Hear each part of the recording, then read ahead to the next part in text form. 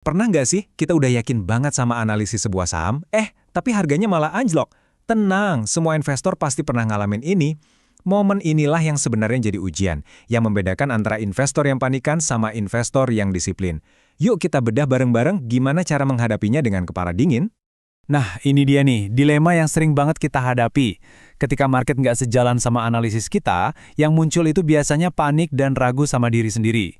Fokus kita tuh langsung geser. Dari yang tadinya mikir analisis gue masih bener nggak ya? Jadi, gimana caranya biar analisis gue ini terbukti bener? Pergeseran fokus yang kelihatannya sepele inilah yang justru sering banget jadi awal dari keputusan yang fatal. Oke, jadi sebelum panik dan ngambil tindakan aneh-aneh, ada satu pertanyaan krusial yang harus kita jawab dulu. Ini kita cuma salah waktu masuk pasar, atau jangan-jangan tesis investasi kita yang emang udah patah? Nah loh, keduanya ini butuh respons yang beda banget. Coba kita bedah ya bedanya. Kalau salah waktu, itu artinya analisis jangka panjang kita mungkin masih oke-oke aja. Bisa jadi market secara keseluruhan lagi jelek, atau kita aja yang masuknya kecepatan. Tapi kalau tesis yang patah, ini beda cerita. Artinya ada perubahan fundamental di perusahaannya atau industrinya yang bikin alasan kita beli saham itu dari awal udah nggak relevan lagi. Nah yang ini nih, ini jauh lebih bahaya. Kenapa ya bedain dua hal ini susah banget? Jawabannya, seringkali musuh terbesar kita itu ya pikiran kita sendiri. Ada beberapa jebakan psikologis yang bikin kita susah banget buat mikir jernih. Apalagi pas lihat portofolio lagi merah-merahnya. Yuk kita kenalan sama 3 biang keladinya. Yang pertama ego, kedua sunk cost fallacy, dan ketiga bias konfirmasi. Percaya deh, trio ini sering banget kerja barengan buat bikin penilaian kita jadi kabur. Dan akhirnya kita bikin keputusan berdasarkan emosi, bukan lagi pakai data. Yang pertama, ego. Wah, ini bisa jadi musuh nomor 1 kita. Kalau ego udah ngambil alih, tujuan kita bukan lagi nyelamatin modal, tapi gimana caranya membuktikan kalau kita ini benar. Inilah yang bikin investor jadi keras kepala, nahan saham yang rugi terus-terusan cuma karena gengsi nggak mau ngaku salah. Selanjutnya, ada yang namanya sunk cost fallacy. Ini tuh kayak bisikan di telinga kita yang bilang, aduh ruginya udah kebanyakan, sayang kalau dijual sekarang.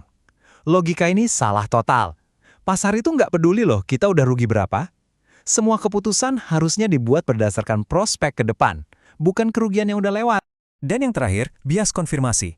Ini nih kebiasaan alami kita yang cuma mau dengerin berita yang bagus-bagus aja tentang saham kita sambil sengaja nutup mata dari data yang berlawanan. Tanpa sadar, kita jadi kayak hidup di dalam gelembung buatan sendiri yang bikin seolah-olah analisis kita masih aman, padahal kenyataannya udah kropos. Oke, kita udah kenal sama musuh-musuhnya. Sekarang, gimana cara ngelawannya? Kuncinya satu, kita butuh sistem. Sebuah proses yang jelas, yang basisnya data, bukan perasaan, supaya kita dipaksa untuk tetap objektif. Coba kita lihat bedanya ya, kapan sih kita perlu evaluasi ulang, dan kapan harus ya udah potong kerugian atau cut loss. Kita evaluasi ulang kalau masalahnya itu di luar perusahaan. Misalnya market emang lagi turun semua, tapi fundamental perusahaan kita masih kuat.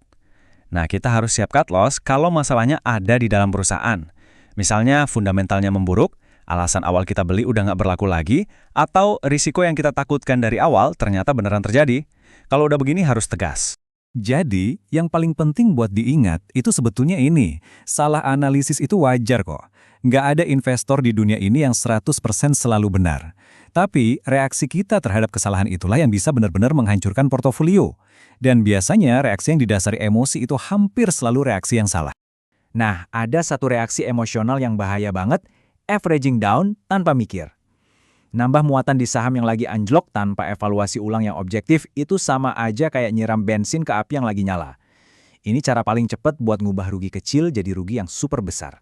Terus, gimana dong seharusnya kita memandang sebuah kesalahan? Coba deh, kita ubah cara pandangnya. Anggap aja setiap kesalahan itu bukan kegagalan personal, tapi data gratis.